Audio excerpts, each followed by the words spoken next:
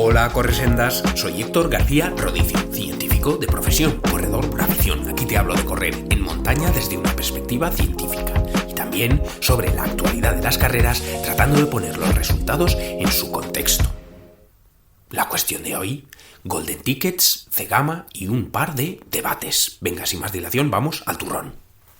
Lo primero, Golden Tickets. ¿Qué es esto? Ya sabéis que son los pases a la Western States Endurance Run. El top 10 de la edición anterior, si lo desea, puede repetir al año siguiente. Entonces, de 10 hombres, 7 dijeron sí, de 10 mujeres, 10 dijeron sí, y aparte de esto, otras vías para acceder a la Western States Endurance Run son las carreras que cuentan con Golden Tickets. En algunos casos, primer, segundo, tercer puesto se lo lleva, salvo que lo rechace, y entonces va pasando a puestos siguientes, por ejemplo el cuarto puesto. Otras carreras dan a primera y segunda posiciones, pues dan Golden Tickets. Entonces, algunas de estas carreras son la Black Canyon y la Tarawera, que es verdad que fueron ya hace días, pero bueno, no hablamos de esto aquí. Y quedarían adelante en el calendario antes de la Western States en junio, quedarían también la Chianti y la Canyons. Esto es un poco lioso, pero una cosa es la Black Canyon y otra cosa es la Canyons, que he escuchado recientemente a gente decir Black Canyons, pero no, es en singular. En plural es la que se llama simplemente Canyons. Bueno, da igual. La cosa, aparte de podios y récords, creo que ha sido interesante tanto gente que ha obtenido Golden Ticket como gente que no. Y esto creo que puede tener interés comentarlo. Entonces, en la Black Canyon ganaron Hans Troyer, reciente fichaje de Hoka, y Jen Lichter, reciente fichaje de Nike y ACG, y tanto él como ella con récord 7 horas 20, el año pasado se había ganado en 7 horas 24, para Hans 7 horas 57, el año pasado se había ganado en 8 horas 16, para Jennifer. Ajá. Y entonces Hans ya tenía Golden Ticket, Jen Lichter no, y lo ha aceptado. Entonces ahí tenemos, por ejemplo, nuevas incorporaciones a la Western States. En Tarawera ganaron por cuarta vez Dan Jones, por cuarta vez Ruth Croft. Dan Jones ya tenía Golden Ticket, bueno, en este caso, si queréis, fueron 7 horas 31 para Dan Jones. El año pasado él mismo había ganado en 7 horas 17. Parece ser que lluvia, barro han impedido hacer grandes tiempos. O sea, no ha habido récords aquí como en la Black Canyon. Ruth Croft ganó con 8 horas 41. El año pasado ella misma ganó con 8 horas 24. De nuevo, esto del barro, de las condiciones. Entonces, Dan Jones ya lo tenía y Ruth Croft lo rechaza. Vale, entonces, interesante. Entramos con Ruth Croft, ya que estamos ahí, pues interesante que lo haya rechazado, y ya en entrevistas posteriores a la UTMB 100 millas 2025 dijo que no había quedado del todo contenta, pese a que supuestamente había sido muy estratégico el, entre comillas, perder, o mejor dicho, invertir tiempo en ponerse capas extra de ropa durante la noche y la tormenta que hubo, que por ejemplo parece ser que le pasó factura, bueno, desde luego a John Albon, pero también a esta Courtney Dauwalter, que parece ser que fue bastante ligerita de ropa, y quizás, es una hipótesis, esto lo pagó después y explica pues que a duras penas pues entró en top 10. Entonces Ruth sí que invirtió tiempo en ponerse capas extra, incluso unos guantes muy gruesos de esquí de fondo, y esto le hizo perder tiempo, pero para ganarlo después. Pero bueno, que no ha quedado contenta, lo ha dicho así explícitamente. Entonces, si ahora rechaza el ticket a la Western States, pienso que quizá es porque está pensando en regresar tercera vez consecutiva a UTMB 100 millas para ya sí que sí hacerlo perfecto, porque es verdad que ya sabéis también que hizo también súper carrerón, un pacing súper inteligente, impecable en la UTMB de 2024, pero su performance quedó ensombrecido por el tiempazo de 22 horas 09 de esta Katie Scheidt. Bueno, y también interesante, eso, no voy a hacer aquí una recopilación de todas las personas que ya tienen o han tomado en estas últimas carreras el Golden Ticket, pero sí que interesante que, pese a que hubo ciertas especulaciones de que Jim Walmsley podría presentarse a la Black Canyon, no lo hizo, entonces ha perdido últimas oportunidades para ganar Golden Ticket, que yo creo que sí que le puede interesar enfrentarse cara a cara y encima en su casa, entre comillas, a Kilian Jornet. Entonces, no ha aprovechado Black Canyon, ya digo que hubo especulaciones. También ha dicho, o si no lo ha dicho, lo ha trasladado Francesco Pupi recientemente en podcast, que ya sabéis que como con motivo de esta concentración, de este training camp de Hoka creo que ha sido Portland, pues han estado compartiendo tiempo y entrenamientos Francesco Pupi y Jim Walmsley, y entonces nos ha dicho Francesco que no quiere ir a Chianti, Jim no quiere volver a Chianti, porque el año pasado eso es lo que le acabó de fastidiar la rodilla. Entonces, porque Chianti sí que son 120 y tantos kilómetros, yo creo, y sí que debió de tomar algo más de tiempo, que como por ejemplo, pues eso, la Black Canyon se saldó en hombres en 7 horas 20, que para este tipo de carreras, pues vamos a decir que poco tiempo. No quiere repetir el error de Chianti de terminar de fastidiarse la rodilla allí. Entonces, si no ha estado en Black Canyon, si no va a estar en Chianti, solo le quedaría Canyons en abril. Bueno, pues ya digo que esto me parece interesante, tanto que Ruth rechace como que Jim no haya estado en Black Canyon, no vaya a estar en Chianti, entonces solo le quedaría la oportunidad de Canyons, pero que también ha dicho más anteriormente en otra entrevista que tampoco le entusiasma la idea de estar viajando constantemente. No sé si por conciencia ambiental, huella de carbono, como podría ser el caso de Kilian, sino quizá por el trasiego, por todo el estrés que supone. No lo sé. Veremos. Cegama Izcorri, la maratón de montaña quizá más prestigiosa del mundo, pues hizo su sorteo de dorsales, que esto es para los populares, porque eso de por redondear, 500 dorsales que hay, por redondear, mitad van para populares, mitad van para élite. Entonces se ha realizado el sorteo y no sé si a propósito de eso, pero bueno, el caso es que ha dedicado una noticia a la revista Trail Run a la Cegama 2026 y nos ha dicho, bueno, algo que ya sabíamos, porque ya se había comentado en ese mismo medio, que podio femenino 2025 repite al completo, o sea, están inscritas Sara Alonso, Judith Bider, Malenosa. Nos habían dicho en su momento también este medio Trail Run que Davide Magnini, que ya sabéis que se quedó cerquita, creo que 3 minutos, el año del récord de Kilian, año 2022, también récord de Nienke Brinkman, el año de los récords. Entonces podemos decir pues que fue ese tiempazo 3 horas 36 de Kilian, pues no sé si Davide hizo 3 horas 39, que también es un tiempazo. Bueno, pues Davide Magnini regresa. Cuando hablamos de esto en Ingrávidos, Juanjo López nos confesó que por algún canal le habían filtrado que Remy Bonnet tiene intención también de estar en Cegama 2026, que ya sabéis que la ganó en 2018, un año de barro.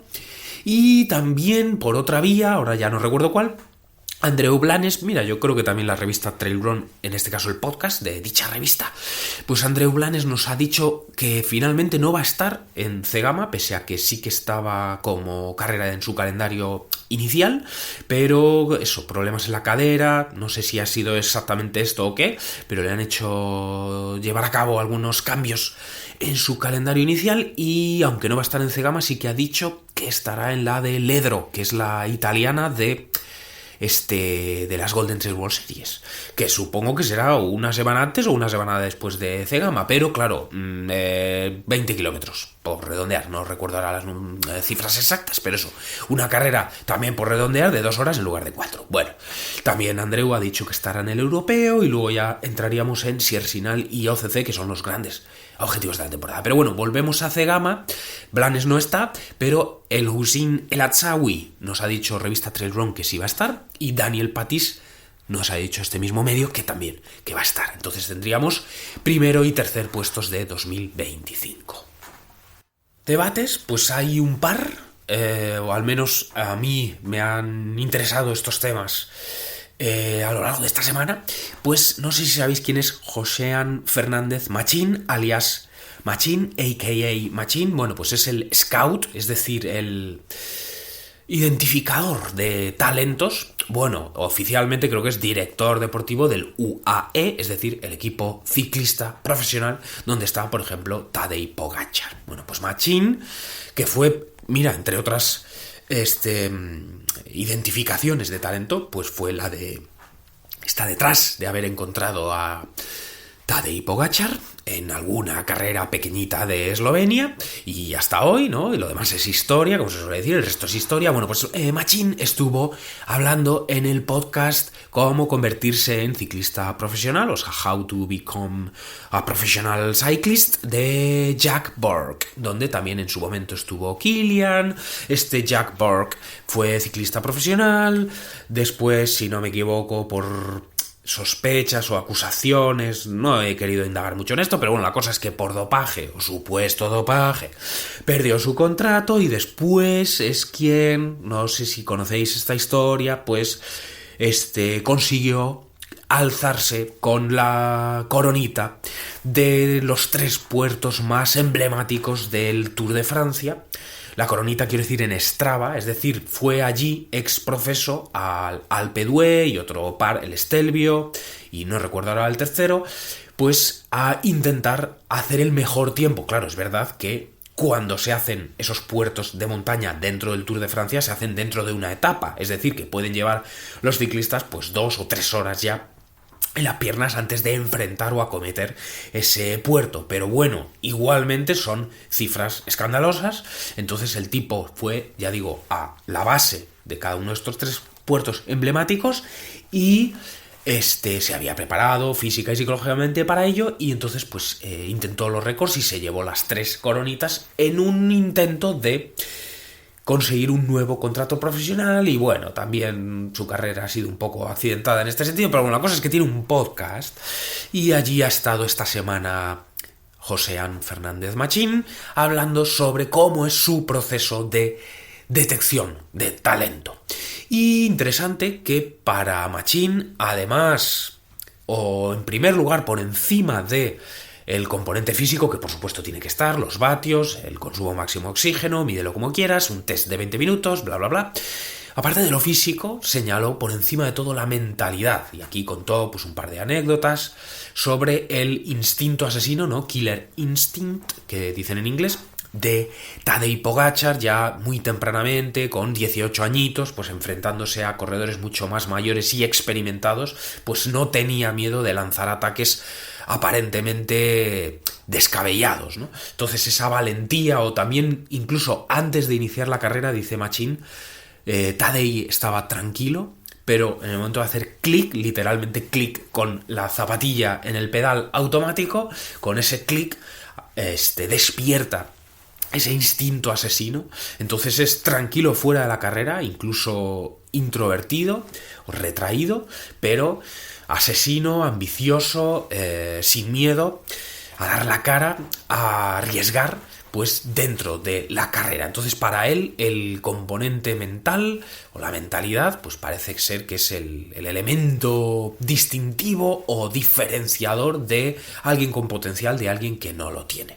Humildemente yo diría que si entendemos que así es, vaya, el de rendimiento deportivo pues tiene un elemento físico, otro técnico, otro táctico y otro psicológico, esos son los ingredientes del rendimiento, y también sabemos los factores de los cuales depende el desarrollo de estos 4 elementos, que sería genética por un lado, maduración por otro, experiencias del otro. Teniendo en cuenta este modelo, para mí, humildemente, identificar talento con garantías pasaría por 3 puntos. 3 requisitos. Primero, tendrás que definir cuál es tu perfil ideal.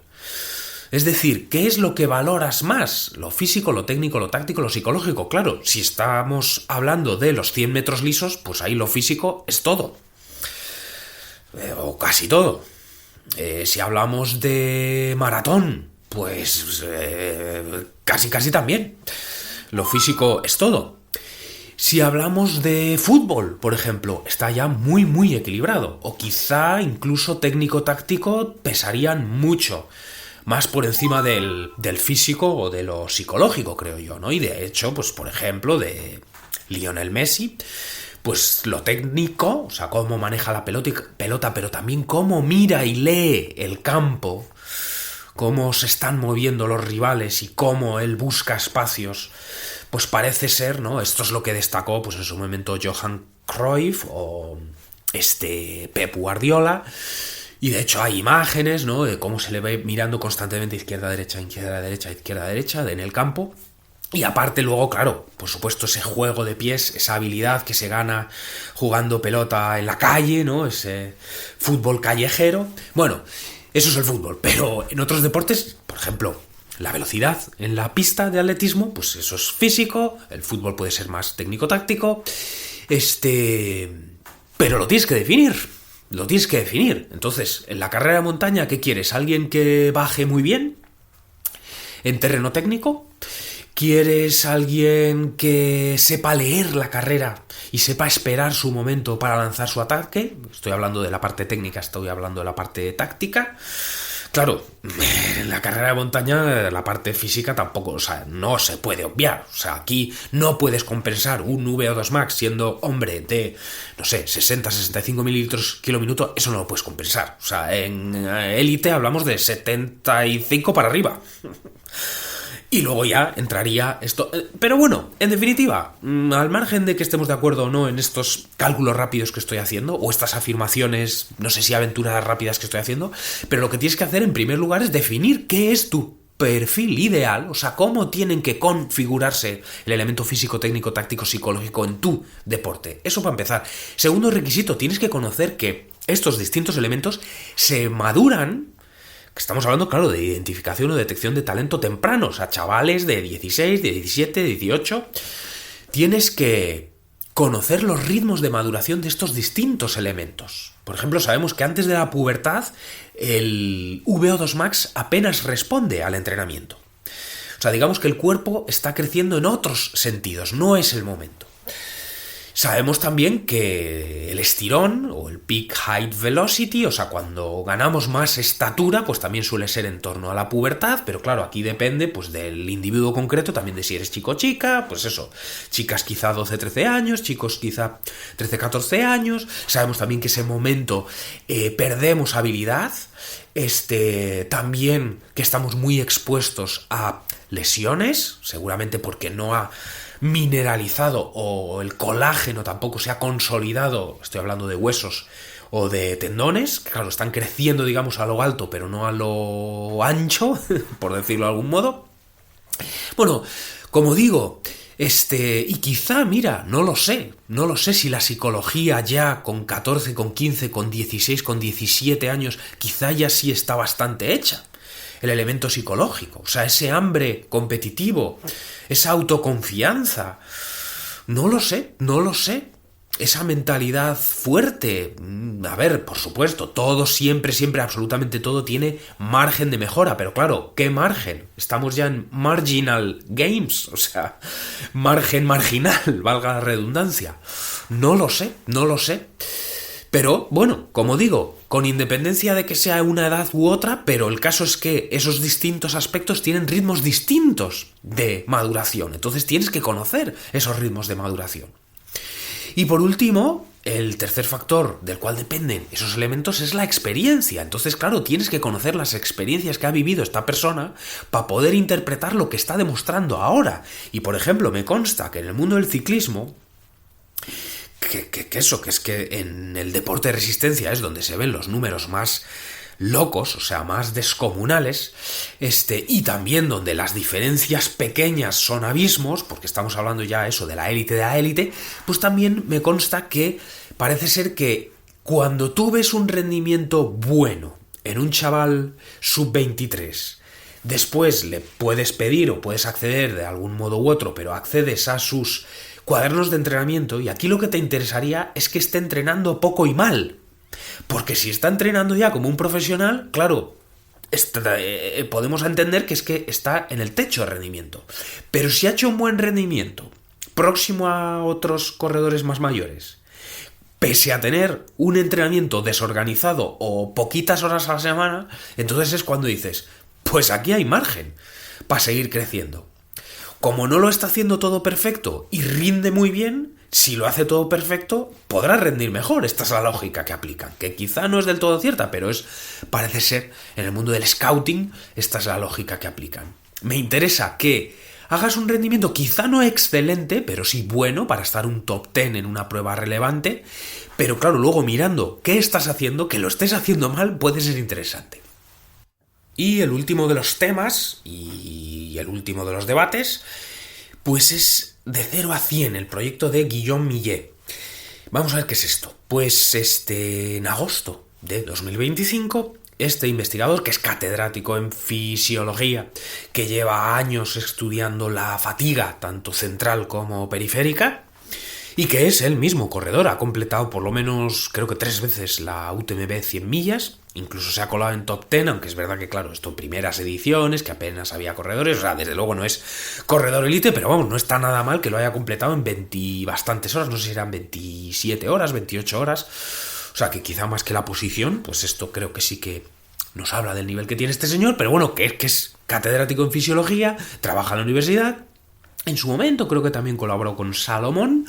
Bueno, y mira, por cerrar, pues fue director de tesis de una persona que ahora mismo está trabajando en Salomón, contratado por Aitor Biribay, y esta persona, que es entrenador, pues es y doctor, claro, también en fisiología del deporte, porque le dirigió la tesis Guillaume Millet, pues es Fred Sabater. Bueno, la cosa es que este catedrático y corredor también, pues ha lanzado el proyecto de 0 a 100. ¿Qué significa? Pues que va a reunir, que ya lo ha reunido, porque es que arranca ahora en febrero de 2026, por eso estoy hablando de esto. Aunque se anunció entonces, arranca ahora. Bueno, consiste en reunir, que ya las ha reunido, 40 personas sedentarias y ponerlas a entrenar para correr la CCC, que son 100 kilómetros en Chamonix, por resumir. No me acuerdo ahora de dónde sale a dónde llega, pero bueno, sí, claro, la tercera C será Chamonix. Bueno, una de las pruebas de las finales UTMB. Bueno, 100 kilómetros, unos 6.000 metros positivos negativos. Pues 40 personas sedentarias entre 25 y 50 años, esto significa no solo que no están entrenando ahora mismo, sino que además pasan mínimo 6 horas sentadas al día, pues trabajo de oficina, para entendernos, ¿vale? Y los va a poner hombres y mujeres entre 25 y 50 años, sedentarias, que significa que no están entrenando y que mínimo pasan 6 horas al día sentados, los va a poner a entrenar unas 10 horas semana, que entiendo que eso incluye endurance, que incluye correr y no solo correr, y entiendo que habrá algo también de fuerza, aunque los detalles no los ha revelado, al menos en las fuentes que yo he consultado, que son el sitio web del proyecto y luego una entrevista reciente que ha dado en el podcast Training Science, ¿vale? Los detalles no los conozco, pero puedo deducir o puedo intuir que seguro que en esas 10 horas habrá endurance, que no todo será correr y que habrá algo de fuerza. Bueno, pero 10 horas a la semana, y el objetivo no solo es que completen la CCC, sino que, y también que no solo esto no les haga perder salud, sino que todo lo contrario, que todos los indicadores de salud van a mejorar.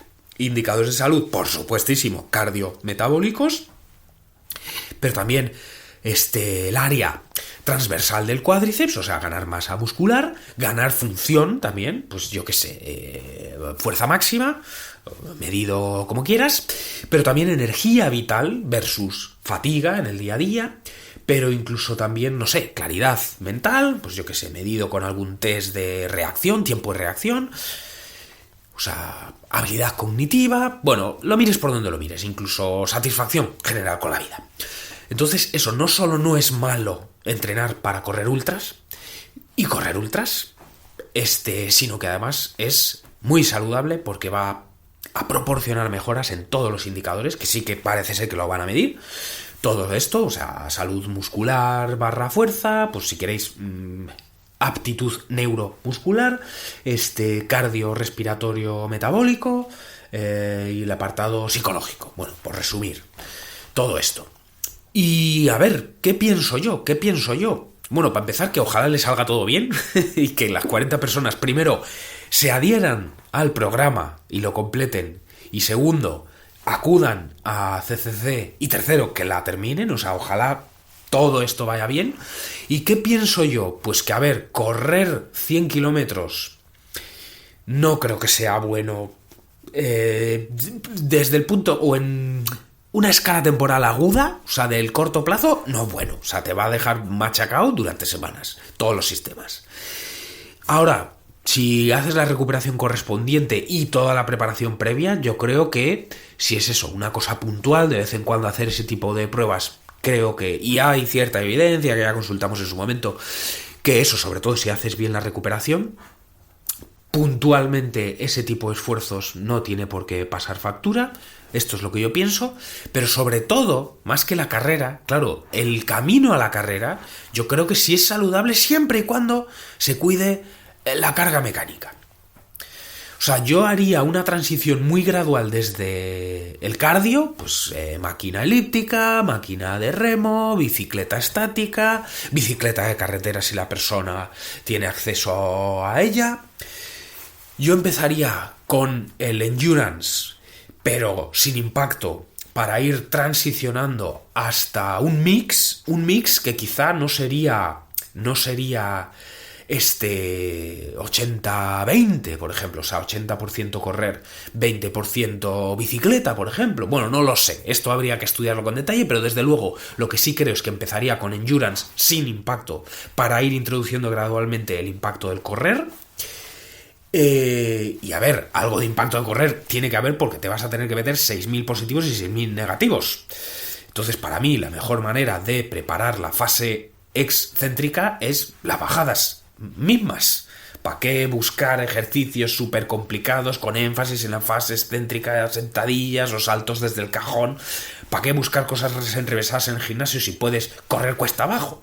Bueno, entonces yo creo que lo que hay que cuidar es la carga mecánica, pero si eso está cuidado, ¿a quién le van a venir mal 10 horas de entrenamiento endurance a la semana? Si es nuestra naturaleza.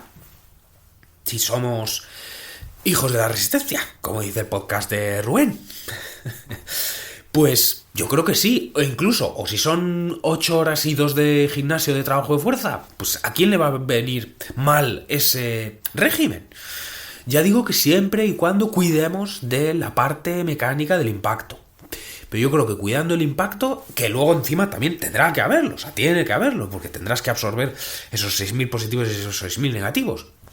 Pero monitorizando, graduando la carga mecánica, yo creo que a quién le van a venir mal esos 10 horas de entrenamiento semanal, sea endurance, sea fuerza, el mix que quieras de estas dos cosas, pero a todo el mundo le va a venir bien y se va a demostrar en todos esos indicadores, o sea, salud cardiometabólica, indicadores neuromusculares e incluso eso, capacidad cognitiva o estado emocional.